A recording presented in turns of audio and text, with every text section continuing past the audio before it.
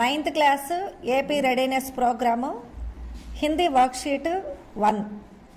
ప్రతి సబ్జెక్ట్లో కూడా వర్క్షీట్స్ 4 ఇస్తున్నాడు కదా. ఫస్ట్ 1 అనేది కంప్లీట్ చేద్దాము. దీంట్లో కూడా మీకు 9th క్లాస్ సిలబస్లోదే ఇచ్చాడు. మామూలుగా అయితే ముందు క్లాస్ ఇస్తున్నాడు కదా. కాకపోతే ఏంటంటే 9thలో పోయం ఇచ్చాడు కాబట్టి ఇది మీకు 9th కూడా ఉపయోగపడుతుంది. జాగ్రత్తగా వినండి, సరేనా? అర్ధగ్రాహ్యత ప్రతిక్రియ అంటే ఇక్కడ 2 పోయమ్స్ ఇచ్చాడు, కవితా పాట అన్నమాట. దీని కింద 5 ప్రశ్నలు ఇచ్చాడు. ఆ పద్యాన్ని చదివి మనం అర్థం చేసుకొని సమాధానాలు రాయాలి. హోంఠోం పే సచ్చాయి రహతీ హై, చెప్పండి. జహా దిల్ మే సఫాయి రహతీ హై, हम उस देश के वासी हैं, हम उस देश के वासी हैं, जिस देश में गंगा बहती है। मेहमा जो हमारा होता है,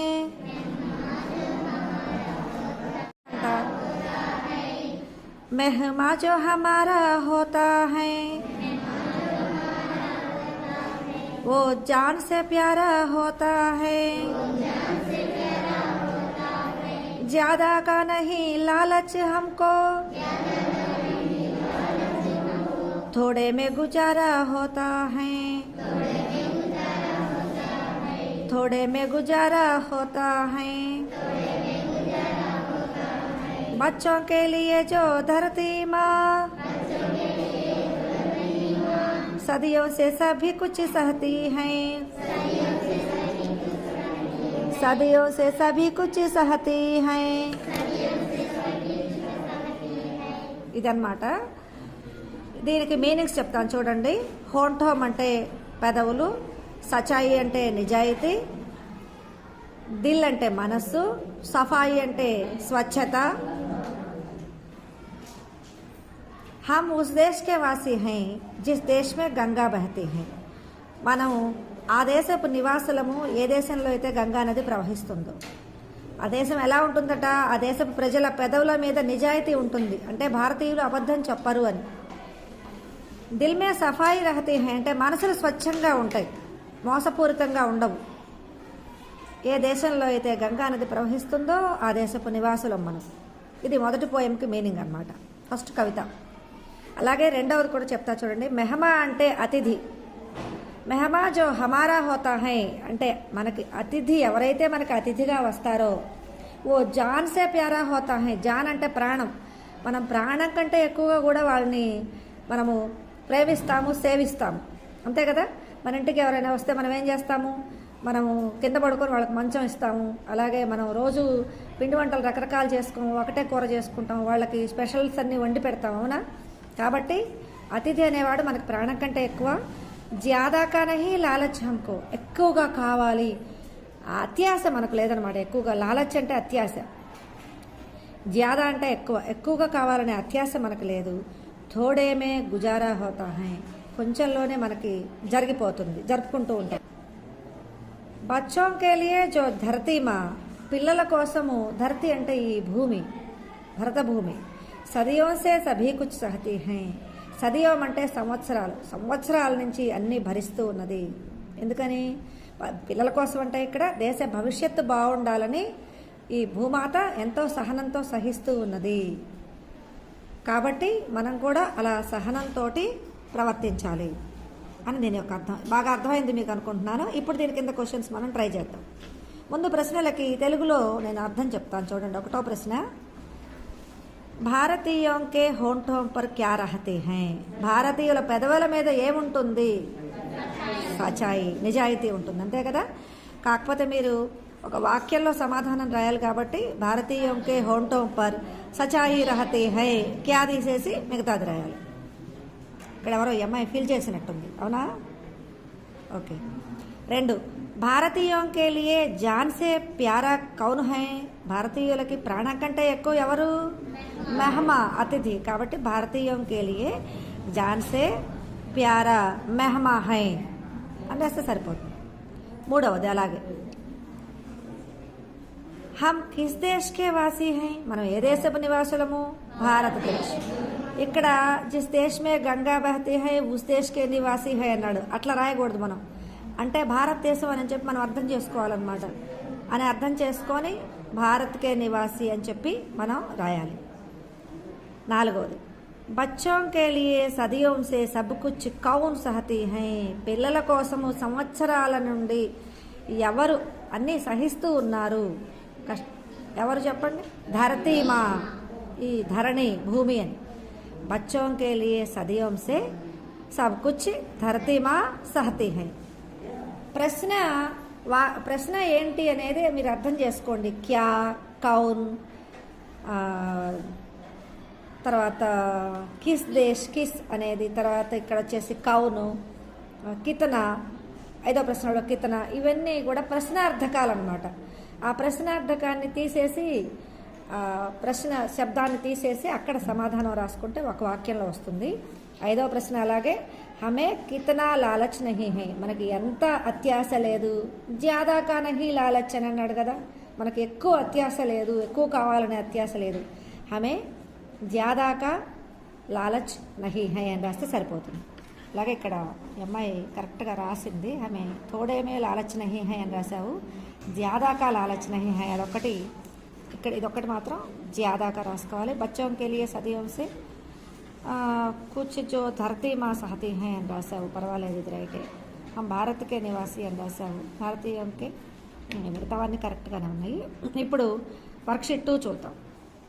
వర్క్షీట్ 2 9th క్లాస్ వర్క్షీట్ 2 చూద్దాం. ఇప్పుడు ఉల్టే శబ్ద రాయమన్నాడు. అన్నీ కూడా ఇంకా వర్క్షీట్ 2, 3, 4 కూడా మనకి ఇప్పుడు చదివినటువంటి పోయమ్స్కి సంబంధించినటువంటి గ్రామర్ ఉంటుంది, వ్యాకరణ అంశాలు అన్నమాట. ఇక్కడ ఏమంటున్నాడంటే ఫస్ట్ది ఉల్టే శబ్ద లిఖియే అన్నాడు. లిఖి అని చెప్పి ఇక్కడ కొంచెం తప్పించాడులే, లిఖియే అని. ఇక్కడ ఉల్టే శబ్ద అంటే వ్యతిరేక పదాలు. ఉల్టే శబ్ద అంటే పూరబ్ అంటే తూర్పు అని అర్థం, పశ్చిమ్ అని రాయాలి. దీనికి వ్యతిరేక పదం పడమర, తూర్పుకు పడమరే కదా. అలాగే ప్రేమ, ద్వేష్, సుందర్, అసుందర్, సచ్, झूठ, సఫాయి, గందగి. సఫాయి అంటే స్వచ్ఛత, గందగి అంటే మురికి. సచ్ అంటే నిజము, झूठ అంటే అబద్ధం. అర్థాలు చెప్పాల్సిన అవసరం లేదు కదా, 9th క్లాస్ కదా, చిన్న చిన్న పదాలే. తర్వాత లింగ్ బదల్కర్ లిఖే అన్నాడు. స్త్రీలింగ్ ఉంటే పుల్లింగ్ రాయాలి, పుల్లింగ్ ఉంటే స్త్రీలింగ్ రాయాలి. బచ్చా, బచ్చి, మా, బాప్. మాత అంటే పిత రాయండి, మా అంటే బాప్ రాయండి, సరిపోతుంది. తండ్రి అని. లడక, లడకే. లడక అంటే అబ్బాయి, బాయ్, లడకే అంటే గర్ల్, తెలుసు కదా. అందుకని నేను చిన్న చిన్నవే కాబట్టి మీనింగ్స్ చెప్పట్లేదు. పర్యాయ శబ్ద లిఖియే అన్నాడు. పర్యాయ శబ్దం అంటే అదే అర్థాన్ని ఇచ్చే ఇంకా కొన్ని పదాలు, 1 లేక 2 పదాలు రాయొచ్చు. మెహమాన్, మెహమాన్ కూడా ఇక్కడ మిస్టేక్ పడింది, మేధ్యమాన్ అన్నాడు. దీన్ని హాగా చేసుకోండి. మెహమాన్ మనకు లెసన్లో వచ్చింది అదే కదా, మెహమాన్. మెహమాన్ అంటే అతిథి. అతిథి అక్కడ ఇచ్చాడు, అతిథి అని చెప్పి అతిథి అని రాయాలి. అక్కడ ది అని చెప్పేసి అక్కడ ఒక అక్షరం కూడా తప్పు రాశాడు. ఇప్పుడు 2 చూద్దాం మనం. దిల్, దిల్ అంటే మనసు కదా. మన్, చిత్, హృదయ్. హృకి ఇక్కడ రు ఇట్లా రాసుకో, హృదయ్. ఇచ్చా, ఇచ్చా అంటే కోరిక. లాలచ్ 3వది. లాలచ్ అంటే అత్యాశ, అత్యాశ అంటే లోభం, లోబ్, లిప్స, లాలస. ఇవన్నీ కూడా అత్యాశకు సంబంధించినవి, అదే అర్థాన్ని ఇచ్చే పదాలు. ధరతి అంటే భూమి, ధరణి, పృథ్వీ. ఆద్మి అంటే మనిషి అని. నర్, మానవ్, మనుష్య. చాలా తేలిగ్గా ఉంటుంది, తెలుగులాగే ఉంటుంది. కాకపోతే చివరిలో మనం ఈ ఆల్ పెడతాం, ఇక్కడేమో ఇష్, ఇన్ అని చెప్పేసి నకారాత్మకం వస్తుంది చివరిలో. అదే హిందీకి తెలుగుకి తేడా. ఉపసర్గ చూడండి. ఉపసర్గ అంటే ఒక పదానికి మొదట 1 లేక 2 అక్షరాలు కలవటం వల్ల దాని యొక్క అర్థము విశేషణంగా మారచ్చు, లేదా అర్థమే మారిపోవచ్చు. దాన్ని ఉపసర్గ అంటారు. ప్రత్యయ అంటేనేమో చివరిలో కలిసేటువంటి 1 లేక 2 అక్షరాలు ఒక పదంలో, శబ్దంలో. ఉపసర్గ, ప్రత్యయ 2 ఇచ్చాడు. ముందు ఉపసర్గ చూద్దాం. సు అనే ఉపసర్గతోటి పదం రాయమంటున్నాడు. ఉదాహరణ, వాడు సువిచార్ అన్నాడు. విచార్ అంటే ఆలోచన, సువిచార్ అంటే మంచి ఆలోచన, దుర్విచార్ అంటే చెడు ఆలోచన. అలాగే ఆ తోటి రాయమంటున్నాడు. ఎంఐ రాసింది అప్రసన్నం, అధికరణం అని రాసింది. ఓకే, కరెక్టే ఇవి. ప్రసన్న అంటే సంతోషం, అప్రసన్న అంటే సంతోషంగా లేకపోవటం, వ్యతిరేక అర్థం వచ్చింది. వ్యతిరేక అర్థం రావచ్చు, లేదా దాని యొక్క విశేషణం ఇంకా పెరగచ్చు, ఆ విధంగా కూడా వస్తుందన్నమాట. అలాగే అప ఇచ్చాడు. అప్పు అనేది 2 అక్షరాలు ముందు యాడ్ అయినటువంటి పదాలు మనం రాయాలన్నమాట. అపప్రయోగు అంటే సరైనటువంటి ప్రయోగం కానిది అపప్రయోగం. అపహరణం, హరించటం, దొంగిలించటం, అట్లా అనమాట. అలాగే అపయశ్, యశ్ అంటే కీర్తి, అపయశ్ అంటే అపకీర్తి, అది కూడా రాసుకోవచ్చు. తర్వాత 4వది నిర్జల్, నిర్జల్, నిర్జన్, మనుషులు లేకపోతే నిర్జన్, నీళ్లు లేకపోతే నిర్జల్. ఇవి నిర్ అనేటువంటి పదం మొదట కలిసినటువంటి శబ్దాలు అన్నమాట, నిర్ అనేటువంటి అక్షరాలు కలిసినటువంటి. తర్వాత లా అనేటువంటి అక్షరము ముందు కలిసినటువంటి పదాలు మనం రాయాలి. లాచార్, లాజవాబ్, లాజవాబ్ అంటే సాటి లేని అని.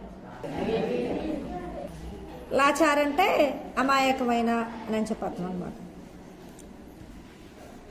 ప్రత్యయ చూడండి, ఇప్పుడు ఇందాక చెప్పా కదా, ప్రత్యయ అంటే చివర కలిసినటువంటి 1 లేక 2 అక్షరాలు. ఇక్కడ ఈ తోటి పదం తయారు చేయమన్నాడు. ఉదాహరణగా మీకు అక్కడే ఇచ్చాడు వాసి అని. వాసి అంటే నివాసి, నివాసి అంటే రెసిడెంట్ అని, అక్కడ ఉండేటువంటి వాడిని రెసిడెంట్ అంటాం కదా. వాసి అంటే అది. వాస్కి ఈ కలిపితే వాసి అయిపోయింది. అలాగే ఆ వచ్చేటువంటి పదాలు రాయమన్నాడు. ఖరీదా, నిరాశ, ఝూలా, చివర్లో ఆ వచ్చింది. అలాగే ఆయి, కమాయి, సంపాదన.